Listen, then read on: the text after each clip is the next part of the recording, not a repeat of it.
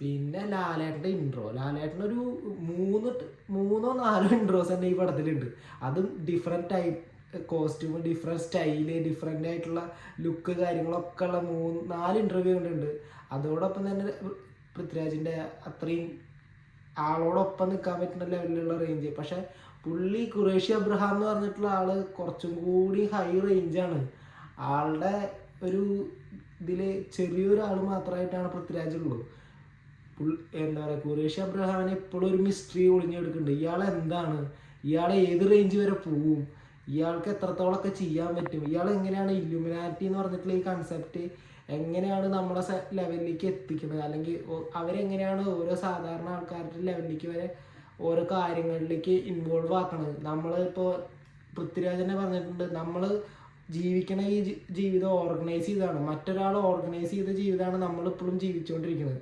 ആ ഓർഗനൈസേഷൻ എങ്ങനെയാണ് നമ്മളിലേക്ക് എത്തുന്നത് എന്നുള്ളത് ആണ് ലാലേട്ടൻ്റെ പാറ്റേൺ. ആ പാറ്റേണിലേക്ക് എങ്ങനെ പുള്ളി അത് ഞാൻ എക്സ്പെക്റ്റ് ചെയ്തിരുന്നു കേട്ടോ.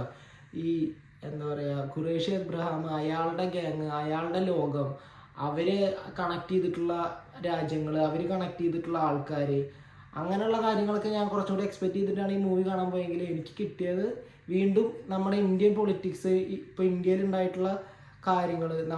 പിന്നെ ഈ ഇല്ലുമിനാറ്റി എന്ന് പറഞ്ഞിട്ടുള്ള കൺസെപ്റ്റിൽ അവർ പറയണത് ഏതൊരു ടോപ്പ് ലെവൽ പൊസിഷനിൽ നിൽക്കുന്ന ആളുടെയും, അതായത് ഇപ്പോൾ അമേരിക്കയിലാണെങ്കിൽ അമേരിക്കയുടെ പ്രസിഡന്റ് അവരുടെ ആൾക്കാരാണ്. അതുപോലെ തന്നെ ഇല്ലുമിനാറ്റിയിൽ കുറേ ആൾക്കാർ പെട്ടിട്ടുള്ള, അവർക്ക് സൈഡ് എഫക്റ്റ് ചെയ്തിട്ടുള്ള ആൾക്കാരാണ് നമ്മുടെ. ഇതൊക്കെ ഞാൻ പറയണമെന്നല്ല കേട്ടോ, യൂട്യൂബ് സ്റ്റഡീസിൽ പറഞ്ഞിട്ടുള്ളതാണ്. മറ്റ് മൈക്കിൾ ജാക്സൺ, അതുപോലെ ബ്രൂസ്ലി, അങ്ങനെയുള്ള കുറച്ച് ആൾക്കാരൊക്കെ അവരായിട്ട് തട്ടിപ്പോയതാണെന്നൊക്കെ ഉള്ളൊരു മിസ്റ്ററീസ് ഉണ്ട്. ഉറപ്പൊന്നുമില്ല, പക്ഷെ മിസ്റ്ററിയാണ് സംഗതി. അപ്പം അങ്ങനെ. അപ്പം സിനിമയിൽ വിഷ്വൽ ട്രീറ്റ് വെച്ച് നോക്കുക വെച്ചാൽ നല്ല അടിപൊളി. നമ്മൾ മലയാള സിനിമയിൽ തന്നെ ഇതുവരെ കണ്ടതിൽ ഏറ്റവും ബെസ്റ്റ് വിഷ്വൽസ്, ഏറ്റവും ലേറ്റസ്റ്റ് ആയിട്ടുള്ള ക്യാമറ, ലേറ്റസ്റ്റ് ആയിട്ടുള്ള ലൊക്കേഷൻസ്, അങ്ങനെയുള്ള പല സാധനങ്ങളും സെറ്റ് ചെയ്തിട്ടുണ്ട്. നമ്മൾ കുറേ പ്രീവിയസ് ആയിട്ട് മുന്നേ ചെയ്ത് കഴിഞ്ഞിട്ടുള്ള ലെവൽ വെച്ച് നോക്കുക വെച്ചാൽ മൈ ഡിയർ കുട്ടിച്ചാത്തൻ്റെയാണ് നമ്മൾ ഏറ്റവും ഇന്നോവേറ്റീവ് ആയിട്ടുള്ള പരിപാടി ചെയ്തിട്ടുള്ളത്. എന്താ പറയുക, 3D റേഞ്ചിൽ പരിപാടി, അതുപോലെ റൊട്ടേറ്റ് ചെയ്യണ റൂംസ് കാര്യങ്ങൾ, ഇതൊക്കെ സെറ്റ് ചെയ്തിട്ടുള്ള ഒരു പരിപാടി ചെയ്തിട്ടുള്ളത്. അവിടുന്ന് ഡെവലപ്പ് ചെയ്തിട്ട് കൊണ്ടുവരാൻ പറ്റുമെന്ന് നോക്കി കഴിഞ്ഞ് കഴിഞ്ഞാൽ ഇപ്പോൾ 2025 എത്തി ഇത്ര ഡെവലപ്പ് ആക്കാൻ വേണ്ടിയിട്ട്. പക്ഷെ ആ റേഞ്ചിൽ പിടിച്ചിട്ട് അവിടുന്ന് തന്നെ നമ്മൾ കയറിപ്പോൾ ഹോളിവുഡ് പടത്തിലൊക്കെ ടെർമിനേറ്ററാണ് അവരുടെ ഒരു ഇന്നോവേറ്റീവ് ആയിട്ടുള്ള സാധനങ്ങൾ ഇറക്കിയിട്ടുള്ള പടങ്ങളിൽ ഒന്നാണ് ടെർമിനേറ്റർ. അപ്പോൾ അതുപോലത്തെ ഒരു സെറ്റപ്പിലേക്കൊന്നും നമ്മൾ മാറിയില്ല. നമ്മൾ വീണ്ടും സ്ലോലി നമ്മുടേതായിട്ടുള്ള ഡെയിലി ഫാമിലി അറ്റ്മോസ്ഫിയർ അല്ലെങ്കിൽ ക്യാരക്ടറായിട്ടുള്ള സെറ്റപ്പ് തന്നെ പിടിച്ച് നിന്നു. അതിനെ അപേക്ഷിച്ച് നോക്കുക വെച്ചാൽ ഈ മൂവിയിൽ ഒരുപാട് റേഞ്ച് മാറ്റി പിടിച്ചിട്ടുണ്ട് പുള്ളി. ക്യാമറ വെച്ചിട്ടാണെങ്കിൽ ലൊക്കേഷൻസ്, അതിന് വേണ്ടിയിട്ടുള്ള വെപ്പൺസ് ഒന്നും ഒരു രക്ഷയില്ല, ടക്കടക്കെന്നുള്ള പൊട്ടല്ല പെട്ടെന്ന് അങ്ങനെ.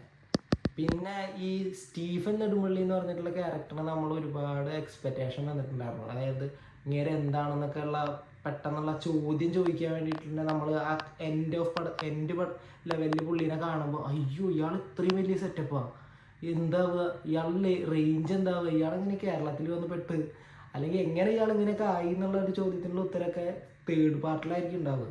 പക്ഷെ ഫുള്ളായിട്ട് തന്നെ പുള്ളി അത് റിവീൽ ചെയ്യുമെന്ന് എനിക്ക് തോന്നിയില്ല. കാരണം ആ ക്യാരക്ടറിൻ്റെ ഒരു ഓറ മിസ്സാവാനുള്ള ചാൻസ് ഉണ്ട്. അയാൾ എങ്ങനെ ആയി അല്ലെങ്കിൽ എന്തായി എന്നൊക്കെയുള്ളതിന് ഫുൾ അങ്ങോട്ട് പറഞ്ഞെടുത്തു കഴിഞ്ഞ് കഴിഞ്ഞാൽ ആ ക്യാരക്ടർ മൊത്തമായിട്ട് നമുക്ക് ആ ഒരു ഫീൽ അങ്ങോട്ട് പോയി ഇത്രേ ഉള്ളൂ എന്നുള്ളൊരു തോന്നൽ കിട്ടും. നമ്മൾ എപ്പോഴും എന്താ പറയുക, ക്യൂരിയസ് ആയിട്ട് ആകാംക്ഷയോടെ കാത്തിരുന്ന സാധനങ്ങളുടെ ഫുള്ള് മാറ്റർ നമ്മൾ മനസ്സിലാക്കി കഴിഞ്ഞാൽ ഇത് ഇത്ര ഉണ്ടായിരുന്നുള്ളൂ, എന്തൊക്കെ വിചാരിച്ചുണ്ടാക്കി എന്നൊക്കെയുള്ളൊരു തോന്നൽ നമുക്കും ഉണ്ടാവും. അപ്പോൾ അതുപോലെയല്ലേ പുള്ളിയുടെ എപ്പോഴും ഒരു മിസ്റ്ററി എപ്പോഴും പുള്ളിയുടെ റേഞ്ചിൽ തന്നെ ഒളിഞ്ഞെടുക്കുക. അതിപ്പോൾ തേർഡിലായാലും ഒളിഞ്ഞെടുക്കുക എന്നുള്ളൊരു ചാൻസ് അങ്ങനെ ഉണ്ട്, എനിക്ക് അങ്ങനെ ഫീൽ ചെയ്യുന്നു. പിന്നെ പടം വളരെ മനോഹരമായിട്ട് തന്നെ എടുത്തിട്ടുണ്ട്, എൻ്റർടൈൻമെൻ്റ് ആണ്. പിന്നെ പൊളിറ്റിക്സ് തന്നെയാണ് വീണ്ടും മെൻഷൻ ചെയ്തിട്ടുള്ള കാര്യങ്ങൾ. മെയിനായിട്ടുള്ള കൺസെപ്റ്റിൽ പൊളിറ്റിക്കൽ രീതിയിൽ തന്നെയാണ് പറഞ്ഞിട്ടുള്ളത്. വിഷ്വലായിട്ടുള്ള ട്രീറ്റും കാര്യങ്ങളൊക്കെ അടിപൊളിയായിട്ട് തന്നെ എടുത്തിട്ടുണ്ട്. വളരെ ലാലേട്ടൻ ഒന്നുകൂടി നല്ല കുറേ 6 വർഷങ്ങൾക്ക് ശേഷം വീണ്ടും ഒരു മാസ് സെറ്റപ്പിലേക്ക് കാണാം. ഇതുവരെ പുള്ളിയുടെ ഒരുപാട് ഫ്ലോപ്പ് പടങ്ങളുണ്ടായിരുന്നു. അപ്പോൾ ഇനി വരാൻ പോണ പടങ്ങളിൽ എനിക്ക് ഇനി എക്സ്പെക്റ്റേഷനുള്ള ഒരു അടിപൊളി പടം തുടരും എന്നുള്ള പടം. അത് ഞാൻ ഇപ്പോൾ തിയേറ്ററിൽ നിന്ന് ഞങ്ങൾ ഇന്നാൾ 2 ദിവസം മുമ്പ് തന്നെ ആ ഇത് കണ്ടു, ട്രെയിലർ കണ്ടു. സോ അതിൽ ആ ക്ലൈമാക്സിൽ ഉണ്ടാവണ ഒരു 4 സെക്കൻഡിൽ ഉണ്ടാവണ പുള്ളിയുടെ ഫേസിൽ ഉണ്ടാവണ 2 ചേഞ്ചസ് അതൊരു ഹെവി പരിപാടിയാണ്. അപ്പോൾ അതിനും നല്ലൊരു ഹൈപ്പ് എക്സ്പെക്റ്റേഷൻ ഉണ്ട്. സോ അങ്ങനെയാണ് എല്ലാവരും പടം പോയിട്ട് കാണാം. അതിനുള്ള ഇപ്പോൾ ഈ വിമർശിക്കാൻ ഒരുപാട് ആൾക്കാർ ഇപ്പോൾ 2-3 ദിവസം കഴിഞ്ഞപ്പോൾ തന്നെ രാഷ്ട്രീയമായിട്ട് ഭയങ്കര വിമർശനങ്ങൾ പടത്തിന് നേരിട്ടിട്ടുണ്ട്. അപ്പോൾ ആർക്കൊക്കെ എന്തൊക്കെ കൊണ്ടു സത്യം പറഞ്ഞാൽ എനിക്ക് തോന്നുന്നത് എന്തിനിങ്ങനെ അവർ പറയണ കാര്യത്തിനോട് ഇട്ട് തൂക്കി പിടിക്കാൻ നിൽക്കുന്നത്. അപ്പോൾ ഞങ്ങൾ ചെയ്ത കാര്യം മറ്റൊരാൾ പറയുമ്പോഴല്ലേ ആൾക്കാർക്ക് വിഷമം ഉണ്ടാകുന്നുണ്ട്. ഇതിപ്പോൾ അവരൊന്നും ചെയ്തിട്ടില്ലെങ്കിൽ പിന്നെ അവർക്ക് മിണ്ടാണ്ടിരുന്നാൽ പോരെ. അപ്പോൾ അതങ്ങനെ ഒരു ഫ്ലോയിലാ പടമായിട്ട് പോകും. ഇപ്പോൾ ഇവരെന്തൊക്കെയോ ചെയ്തു എന്ന് കാണിക്കാൻ വേണ്ടിയിട്ട് പടത്തിനെ കുറേ കുറ്റം പറഞ്ഞ് ഞങ്ങളെയാണ് പറയണതെന്നൊക്കെ പറഞ്ഞ് എല്ലാ കാര്യമുണ്ട്. സത്യത്തിൽ അവർ മാർക്കറ്റ് ചെയ്യാൻ നോക്കുന്നു തോന്നുന്നു. ഞങ്ങൾ കുറച്ച് ആൾക്കാർ ഇവിടെ ഉണ്ട് എന്നൊക്കെ അറിയിക്കാൻ വേണ്ടിയിട്ട് ഉള്ളൊരു സെറ്റപ്പാണെന്ന് തോന്നുന്നു. ആയിക്കോട്ടെ, വാട്ടെവർ. പക്ഷെ മൂവിയുടെ കൺസെപ്റ്റിൽ എടുത്തു കഴിഞ്ഞാൽ വളരെ എൻ്റർടൈൻമെൻ്റ് ആണ്, ഹെവി പരിപാടിയാണ്. അല്ല ഒരു പക്ക മാസ് മസാല പരിപാടി പടം. ഒരു 3 മണിക്കൂർ എൻ്റർടൈൻമെൻ്റ് ആയിട്ടിരിക്കുകയാണ്. സെറ്റ് ക്യാമറ വർക്കും അതുപോലെ മ്യൂസിക്കിലും ബാക്ക്ഗ്രൗണ്ട് സ്കോറും ഒക്കെ അടിപൊളി. ബാക്ക്ഗ്രൗണ്ടൊന്നും ഒരു രക്ഷയില്ല. നമുക്ക് തന്നെ മലയാളീസിന് എഫക്റ്റ് ചെയ്യാൻ അല്ലെങ്കിൽ അവരുടെ പൾസ് മനസ്സിലാക്കിയിട്ട് ചെയ്തിട്ടുള്ള ബാക്ക്ഗ്രൗണ്ട് സ്കോർ.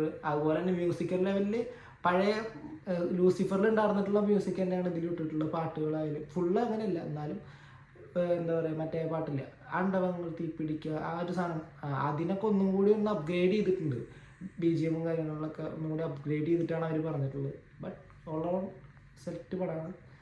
ഒരു 3 മണിക്കൂർ അടിച്ചു പൊളിച്ചിരുന്ന് കാണാം. ഒരു നല്ല ഒരു സെറ്റപ്പ് പരിപാടി. ഗുഡ്. അപ്പോൾ അത്രേ ഉള്ളൂ. അപ്പം ഇനി അടുത്തൊരു നല്ല പടം വരുന്ന സമയത്ത് കാണാം. ഇതുപോലെ റിവ്യൂസും കാര്യങ്ങളൊക്കെ ആയിട്ട് അന്ന് പറയാൻ പറ്റിയ പടമാണ്, നല്ലതാണെങ്കിൽ മാത്രമേ ഞാൻ പറയാറുള്ളൂ. എനിക്ക് ഇഷ്ടപ്പെട്ട പടങ്ങൾക്ക് മാത്രം തന്നെയാണ് ഞാൻ റിവ്യൂ പറയാറുള്ളൂ. അല്ലാണ്ട് എല്ലാ പടത്തിനും റിവ്യൂ പറയുന്നത് അല്ലെങ്കിൽ എല്ലാ പടത്തിനും റിവ്യൂ കാണാമെന്ന് എക്സ്പെക്റ്റ് ചെയ്യുന്ന ആൾക്കാർ വേറെ ഇതിന് നല്ല ചാനൽ ഉണ്ടാവും. ഇതിങ്ങനെ ഇത്രയ്ക്ക് പറയാൻ പറ്റുള്ളൂ.